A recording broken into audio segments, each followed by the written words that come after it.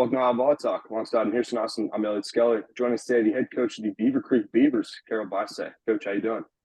Real good. How about you? Doing well. Well, hey, historically, Beavercreek's been a consistent competitor in the state tournament. Recently, 2021 saw you in the state quarterfinals, 2022 in the state semifinals.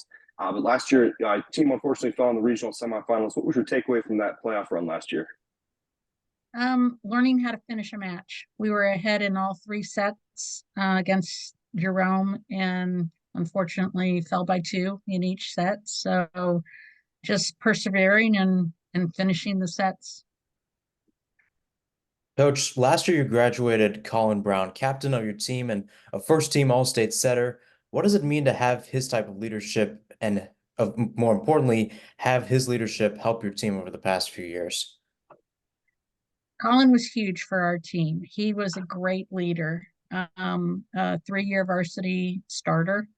And so he's greatly missed this year, but I think the boys have stepped in because Colin was really our only starter that we graduated. We had four other seniors. Two, unfortunately, were hurt most of the season, and the other two were back row defensive specialists. Played a fair amount throughout the year. So I really do have, five of my starters returning this year. So, and our current setter, Wyatt, he has stepped up in that leadership role, as well as Howard Towers has stepped up as well. Absolutely. And you started off this season with wins over Wayne and Davidson in a home tri match. What did you see from your team in the first couple matches of the season? Um, a lot of communication, I think, was big with us, and that helped. Um, we've got several sophomores that we do put into the lineup, so that's always nerves. You never know how the nerves are going to work. And so the seniors really stepped up the communication during those two matches, and I think it helped calm those sophomores who got in. So that's going to be our big thing this year, I think, is keeping up our communication, and we can be successful. Yeah, definitely really important. Well, hey, beginning of last year when the regions weren't really set, it kind of looked for a minute like the Dayton teams and Cincinnati teams might be grouped together. But then the regions came out at the end and you weren't playing with the GCL teams. How did that switch your mindset up going into the playoffs and for scheduling this season? Boy, were we glad. Yeah, I bet. Moeller, Elder, and X always bring strong teams. And the fact that we didn't have to go into the South was huge. So that helped us throughout the year. We did find out late. And they're still juggling regions right now. So hopefully we stay consistent for a couple of years with the west half of the Columbus area, and I think we can do some damage. Yeah.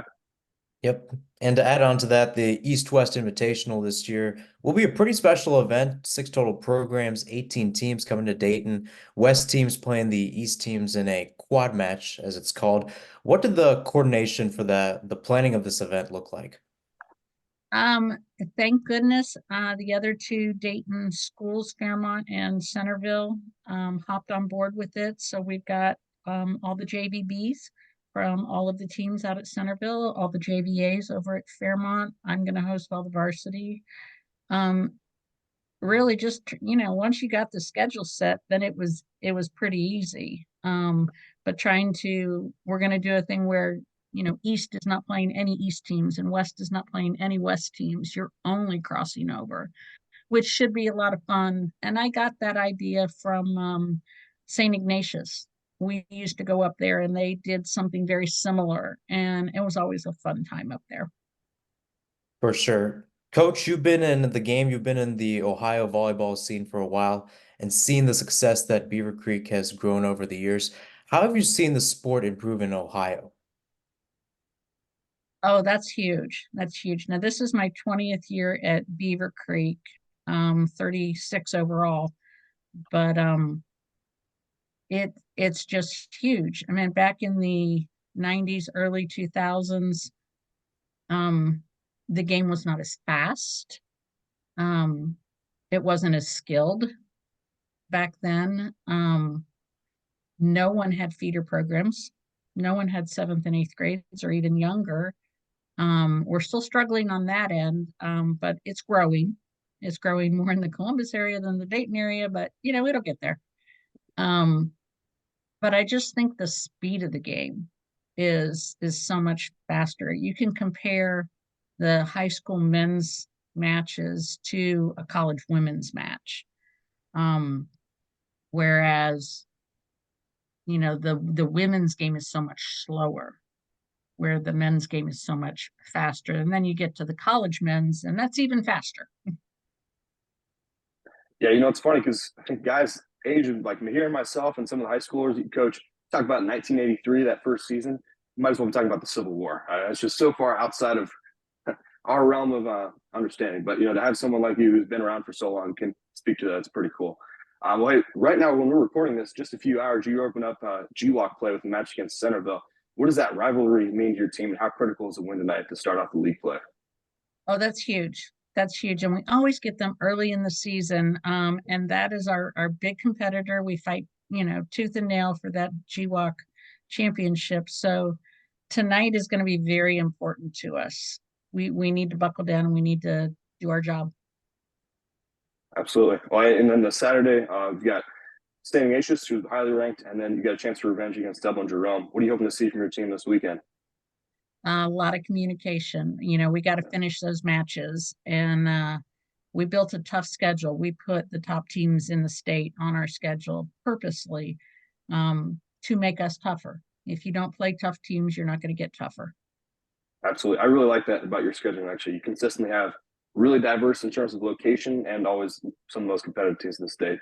Well, hey, Coach, best of luck tonight and this weekend and the rest of your season. Thank you. Yeah, appreciate you coming on. All right, that was Carol Bysak. Thanks, Sarah, for coming on. Unfortunately, if you can see, I'm on spring break, so my normal setup is not here. Good thing is, though, I got to catch some volleyball live and in person, so that's always fun. So getting into some news we had from this previous week, we had Kaufman actually beat Jerome in the Battle of Dublin, which we were talking about. Scioto, Kaufman, and Jerome all go and play each other. Jerome's won it like the past 5 years. They obviously went to the state semifinals last year, so a tough loss there for them. We had Derby over Mount Vernon in 4, which is one of the matches I actually got to attend to. That was a really good match. Chris Jones for Derby was really, really big. I think he's just 15 is what I've heard. He's a sophomore, but really, really athletic. Their middles, I think, got them that win for Derby. They're really consistent, tough to stop, the zero tempo middles. On the Mount Vernon side, they had Parker Gant did switch to setter, and they had Zach Carnes as their big opposite hitter. A lot of inconsistencies. I think they fixed some of it in the quad, but we'll get to that in a second. Any thoughts on Derby Mount Vernon? Yeah, I think the biggest thing for Mount Vernon, and we talked about this last week, where we didn't know what we were going to expect out of the Yellow Jackets this year with a lot of players just moving around. I think the fact that they just get a set against a tough Derby team on the road shows that they're still a perennial contender to at least compete in the region. Maybe not a favorite, but at least they're somewhat in the same position that they were in last year.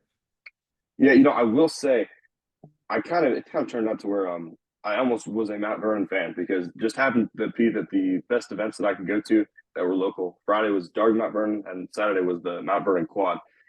Watching them play against Moeller in their final match of their quad, Mount Vernon looked like a different team. I mean, they were able to execute on the pins. Everything just seemed better. I don't know. I would even say, had the team that played Moeller at whatever 4 p.m. played Friday night, I think they could have even beaten Derby. But I guess that doesn't really matter because it didn't happen. Speaking of Moeller, I was able to talk to Casey Piper there, the new head coach. The thing he told me was you can't teach height. And that's kind of been the theme for Moeller this year, it seems like. They've got Gesselbrock, he's their big guy. But outside of him, I mean, there's not a lot of height. Guys can still put a ball down. Guys can still get a block up. But yeah, they've got Will Sowers, their middle too. He's good. He's got some height on him too. But outside of that, yeah, not a lot of height for this team. We also saw Friday night St. Ignatius sweep St. Vincent St. Mary. The only thing I'll say for that was, it's an impressive win by St. Ignatius, but I was pretty impressed with how St. Vincent St. Mary was able to play. We expected them, I think, to graduate some people from last year's team, but I think they have a very good shot at coming back and giving Hogan a challenge for the region this year.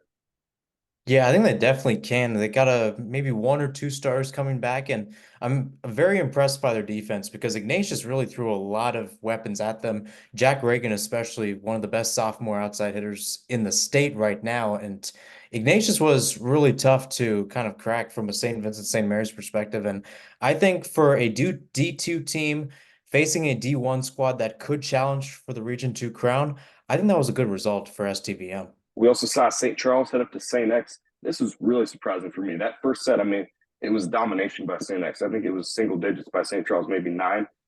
Then St. Charles was able to come back and actually take a set from St. X up, and they took them to 4. The fourth set, St. X also had their way, but I don't know. I think this kind of showed that St. X has the capability to dominate some teams this year, but at the same time, if they get on a bad streak, teams like St. Charles, who's a very solid contender in D2, can still come back and take some games from them. Yeah, I think the biggest thing with Saint X is just consistency. And I even saw when I used to call their games back in 2021, 2022, where in some of these games where it's not a GCL South competition, they sometimes get a little lackadaisical at times, especially in towards those extra sets. And we saw it on Monday. But overall, that's still a good side, and we're definitely going to see a good side out there on Friday. We saw Lakota East take down Roger Bacon in 4. Obviously, Lakota East, a Division One team. I don't know. I know they have some talent down there for sure, but I'll have to wait and see if I think that they should crack our D1 top 10. For Roger Bacon, I think to take them to 4 is a good sign. I don't know. We'll see how Roger Bacon can bounce back in the Division Two polls. Bolton Berlin take down Thomas Worthington in 4. Now, I will say the day after we made our rankings, our first show, Thomas Worthington saw an outside hitter get injured, JP McGuire, which is a pretty big injury. Broke his pinky, so he's probably out for a month and a half. Probably a first team all region outside had he stayed healthy. So that was a pretty rough loss. But I would say with him back, Thomas probably beats Berlin, probably beats him pretty comfortably. Obviously, that doesn't mean much right now, but Berlin flexing their muscles, getting prepared for Saturday. Yeah, I definitely think Berlin showed up. I really like how the Bears ended out that game. Just a 25-11 fourth set to clinch the match victory and get a program sweep as well over T-Dub. It just really shows that I feel like Berlin might challenge for one of those state spots this year. And let's see what happens this weekend. That's definitely going to be the case. Yep. We had a couple Brexville Broadview Heights matches come up. Now we weren't able to. At least I wasn't able to see the film against them from Hoban, but the Hoban taking them to 4, I think, is mildly concerning. But I don't know. I saw them against St. Ed's just earlier tonight. I wasn't super impressed. I saw flashes of good things, but it seemed like a lot of errors for, I don't know, a St. Ed's team that didn't win a set at the Mount Vernon quad. What were your thoughts on that? I think the biggest thing for me with the Bees was just fighting back. I don't think this team started off well. First set, they were trailing for a majority of them. They were down 17-12, but they were able to put their foot on the gas pedal and eventually win that first set 26-24. They were down 5-0 to start the second. It looked a little ugly because St. Ed's was getting into somewhat of a rhythm, but the Bees were just able to stop them. They take the second set 25-17. So you do the math, it's about a 25-12 run. So I feel like the Bees are getting a little bit more into a rhythm. I think this team can definitely challenge for the region too, and it's a reason why I kind of moved them up a little bit. But I think we're going to have to see more to see whether or not they can be a standalone. Because remember last year, Hudson was the standalone #1 seed, and then essentially you had 4 teams that you could have kind of picked your poison where they were going from 2nd seed to 5th seed. And Brexville Broadview, I don't think has been a standalone first just yet, and we'll definitely see what they can do this weekend. We also had Elder open up their season with Sycamore and Oak Hills. Impressive sweeps there. So, I think it's kind of been something that Sean Turney scheduled last year too, where he kind of opened up the season with some easier opponents. Now we'll see if these warm-up opponents, which isn't a bad way to do it, by the way, but we'll see if these warm-up opponents are indicative of something bigger on this Elder team. I do think I like how they're playing this year. Tommy Cherney, obviously, doing really good things on the outside. So we'll see if Elder can compete in the GCL this year. We also had Darby travel up to #1 Liberty. Liberty was able to get the sweep there. I was able to get a little bit of fun from that match. I don't know, it seemed like Liberty had their number the entire time. I don't think Darby led, and if they did, it was only for a couple points at the beginning of the set. We talked about against Mount Vernon, middles were a big key for Darby winning it, and it was the same way in set 1. Looked like it might be going that same way. They run that quick tempo. seemed like Liberty figured out set two. They got like 4 or 5 terminal blocks on just the middle alone. So I think it was what I wanted to see from Liberty as a number one team. More so than maybe St. X's victory over St. Charles was the kind of the domination of, all right, we can just have our way with any team in the state. Yeah, and I think it's also a telling sign because we talked to Dave Hale last week and he was saying, hey, this opening stretch is tough. There's a possibility we go 0-4, but you start off with a win and a domineering one in that regards, and now you've got that confidence flowing within that team. So it's a good win for the Patriots. Definitely. Well, hey, looking ahead to this week, we've got obviously more St. X tomorrow night, Friday night. That'll be a huge matchup. I think we have them flip-flopped where I'm at X at 2 and Moeller at 3. You have the other way around. But absolutely a big match for the GCL and for the state. Yeah, I definitely think so. And I think there was a lot of emotion going into this game for both sides, right? Because last year, St. X was a standalone favorite. We both had them not just to win the Region 4, but to possibly win state as well. And here comes Moeller, beats St. X in 5 at Fairfield. Amazing game to be a part of, first off, just as a neutral fan in general, just watching that game from Fairfield, just an amazing atmosphere. It really shows that GCL South volleyball, obviously this year and last year a little bit different, but this has been the perennial conference. It's been the quintessential conference when it comes to boys volleyball, not just in the state of Ohio, but possibly in the Midwest as well. And this is the type of matchup that proves it. Definitely. And then at the Saturday right after, St. X is going to head over to Liberty to play Liberty Berlin and Brexville Broadview Heights. Huge matchup in terms of state rankings. I would anticipate, just from what I've seen so far, it's best of 3, which it does factor into it. I think Liberty will go 3-0. I think St. X will lose to Liberty. I think Berlin will beat Brexville and lose the other 2. And then I think Brexville will go 0-3. That's my prediction right now. What are you thinking? Yeah, I'm probably going down that way. I could see a little bit of change. I don't be surprised if St. X beats Liberty, but yeah, just knowing how the teams have been playing to start off this year, I agree with you. It'll definitely be interesting to see St. X against competition like Moeller Friday night. Yeah, so I don't know. It's tough to tell whether the St. Charles match was like playing down or just a bad stretch or just the first match jitters. Who knows?